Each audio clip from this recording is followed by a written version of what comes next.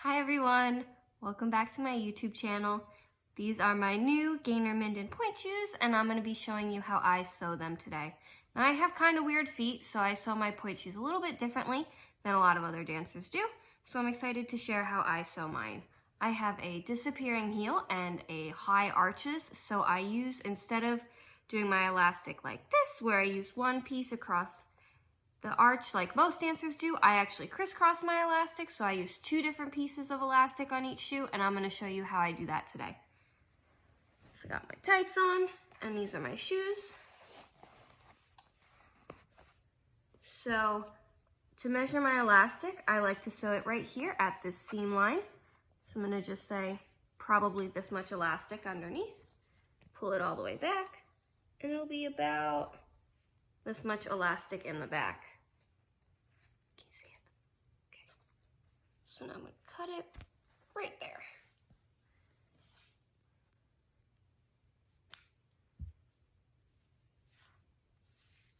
And then the same spot over here. About the same amount down into there. And cut that. All right, so this is the inside and this is this side. So let me cut the other shoe.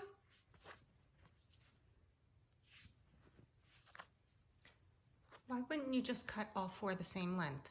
Because this length is longer than this length for me. So I always want to make sure that it's exactly the right length.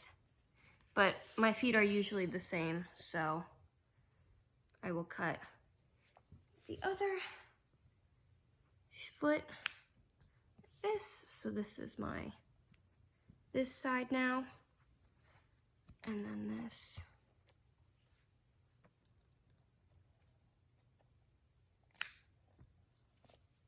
Is this, so you want them to be the same. Now with most pointe shoes, there isn't a specified right foot and left foot, but with Gaynor Mindens, there are, because their elastics don't come out at the vamp, they come out on the side. So this would be my right foot and this would be my left foot. Now it doesn't, you can still switch them back and forth. I tend not to, just because I like the way they feel when they're broken into my specific foot. So that is why I sew my shoes feet specific. Now Gaynor Minden stretch ribbons are the ribbons that I use. They come pre-cut into 4 pieces, which is super nice if you do a right and a left and you tie them together. I also sew my ribbons differently. So I actually only need 2 of their ribbons because I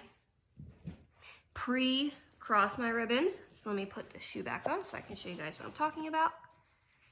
So I will sew, instead of sewing 1 ribbon on each side, I'll only sew 1 ribbon, twist it around my ankle like this, and then sew it to the other side, oops, like this, so you don't have to tie my ribbons every time. All right.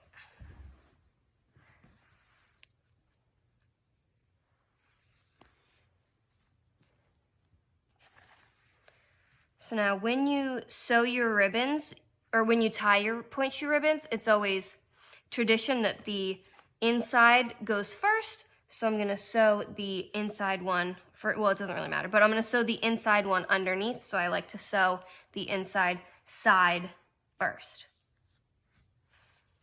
And then I layer my elastic and my ribbon on top of each other, and then sew them right on that seam line.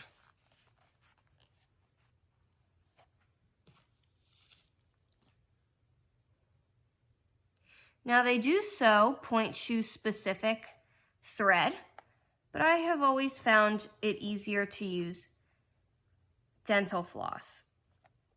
The person who taught me how to sew my pointe shoes used dental floss, so I just copied her and used dental floss as well. It's a little bit sticky, or not sticky, but it has a good grip, so it won't come out as easily as normal thread would, and it's a little bit stronger than normal thread. And you don't need to buy the expensive stuff.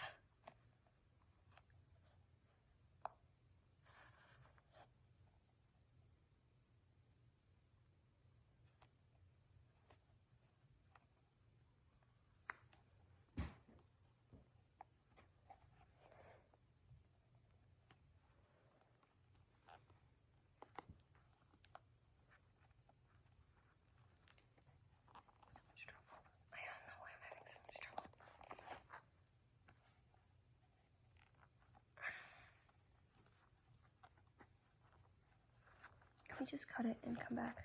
Welcome back. Now that I finished sewing the first side, I'm going to show you how I sew the second side. But before I do that, I just want to show you that you want to make sure that you're sewing just through the inside layer and not through the outside layer, so that the outside of your shoe stays nice and pretty. Now when we sew this other side, we want to bring the ribbon up and over so that it is nice and straight. You don't want to put any twists in it yet. The twists will twist back and forth, and I'll show you what I mean when I put on my point shoes later. So you're just gonna sew it like this, just like the first side, and I will come back when this side is done. So the next step is to sew the elastics to the back of the point shoe. I like to sew my elastics to the outside. A lot of dancers like to sew them to the inside, but I don't really care, and you're not gonna see it from the stage anyway. It's also comfier to sew them to the outside just because the heel is kind of a tight area for most dancers, and so to not have that bulkiness on the inside, it's really helpful to keep them on the outside. And I like to sew mine in one continuous piece of thread, so I sew down, up, and then up, down, so that it's all in one thread and you don't have to do multiple knots in between. Wait, explain that again. So a lot of dancers will sew one elastic and then the other elastic, but I'll sew mine together so that it's all in one thread and I don't have to tie off as many knots. Okay. I'll come back when this is done.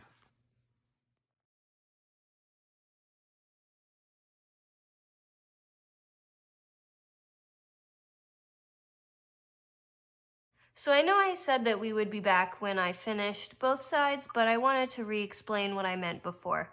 So I finished the one side with this thread, and then I'm just going to slip the thread underneath through here. Just nice and simple, like this. And then start sewing the other side so that I don't have to end the thread here and restart it here. So it can all just be one continuous long line. And that is how I sew the back of my point shoe. Now, I'm gonna give the side elastics a nice little tug. These guys are super duper long, which they're kind of even too long for me, so I might cut them later, but I like that it gives you the option to tie them however you want. So I like to tie mine in a little bow, and then I'm gonna just shove it right on in my point shoe.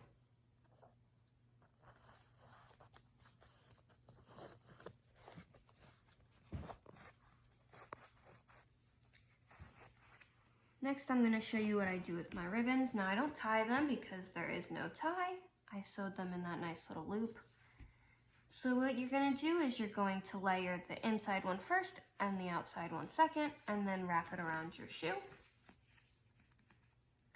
And you want to make sure that the inside one lays flat all the way around your ankle, and you're just going to pull it over until you can see how they overlap right down here. Now, it's going to have a natural flip, and that will show you how you're going to do the next part of your flip. So if you can see how it kind of already goes into that little loop-de-loop here, that just shows you that you're going to flip it over like this before you put it over your shoe.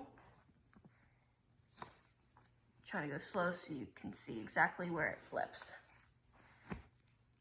And then once you straighten all of this out, and once you get used to it, it won't be as hard.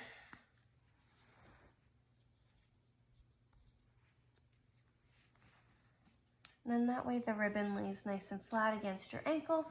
You don't have to worry about any knot poking out, and it's a nice smooth line.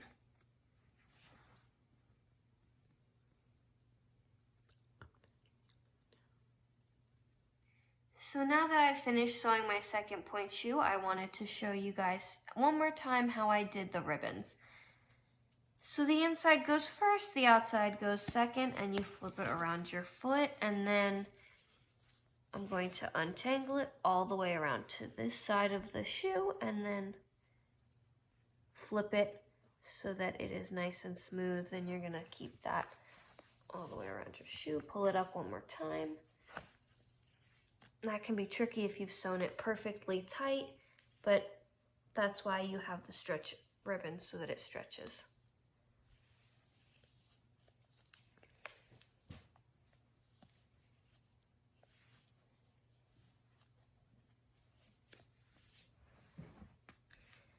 And there you have it. That's how I sew my point shoes. I wanted to jump back on here to show you guys how I store my point shoes. So because it's all in one piece, I usually just will grab right under here, pull the ribbons underneath my shoe, and then just leave it like this. So that way I don't have to do the twisty twist every time. I can just slide my foot right in the shoe and pull the ribbons up.